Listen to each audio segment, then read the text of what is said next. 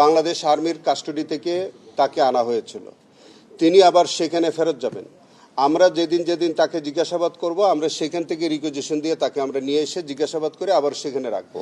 যখন মানবতা বিরোধী অপরাধ সংগঠিত হচ্ছিল, সেই সময় মাসুদউদ্দিন চৌধুরী এবং সেই মুজাফফরের মধ্যে অনেকবার কথোপকথন হয়েছে এবং আমরা তথ্য পাচ্ছি যে তিনি এই ফ্যাসিস্ট সরকারের আমলে বহুবার আমাদের পার্শ্ববর্তী দেশে উনি যাতায়াত করেছেন। বাংলাদেশে এসে তিনি আত্মগোপনে থেকে এই মানবতা বিরোধী অপরাধে মাসুদউদ্দিন চৌধুরী সহ সরকারের সাথে তার একটা সংশ্লিষ্টতা ছিল এবং সেই পরিপ্রেক্ষিতে আমরা আরও জানতে পারলাম যে সেই মুজাফফর হোসেন তিনি শহীদ রাষ্ট্রপতি জিয়া রহমানের হত্যাকাণ্ডের সাথে জড়িত ছিল এবং তিনি ডেজার্শনে ছিলেন এবং ইতিমধ্যে তিনি আমাদের বাংলাদেশ সেনাবাহিনীর তত্ত্বাবধানে আছেন এবং তার বিরুদ্ধে সেনা আইনে অন্য একটি কার্যক্রম চলছে।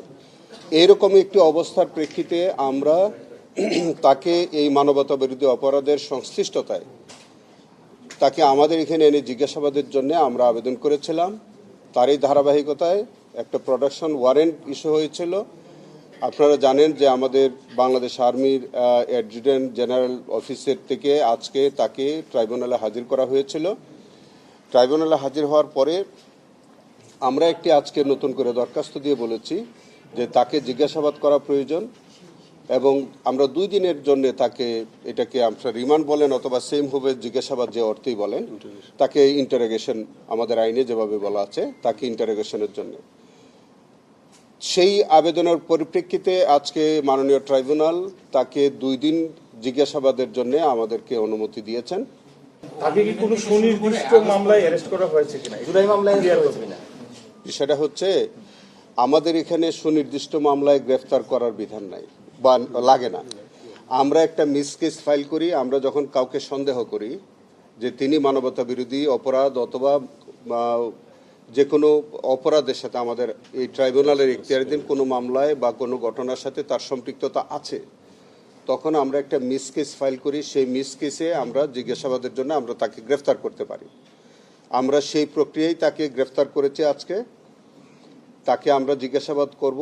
জিজ্ঞাসাবাদ করার পরে যদি তার বিরুদ্ধে সুনির্দিষ্ট অভিযোগ প্রমাণিত হয়, তখন তার বিরুদ্ধে এই মানবতা বিরোধী অপরাধের কোন ঘটনায় আমরা তার বিচারের সম্মুখীন করছি সেটা তখন বলা যাবে, এখন তো বলা যাচ্ছে। বাংলাদেশ আর্মির কাস্টডি থেকে তাকে আনা হয়েছিল।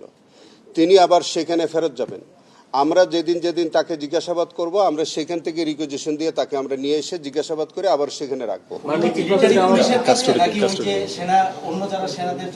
সেটা তাদের ওই কাস্টডির টোটাল বিবরণটা আমার পক্ষে দেওয়া সম্ভব না। তবে আমরা অ্যাডজুটেন্ট জেনারেলের কে আমরা লিখেছিলাম, তার অফিস থেকেই তাকে হাজির করা হয়েছে, তার অফিসে আবার তাকে ফেরত দেওয়া হয়।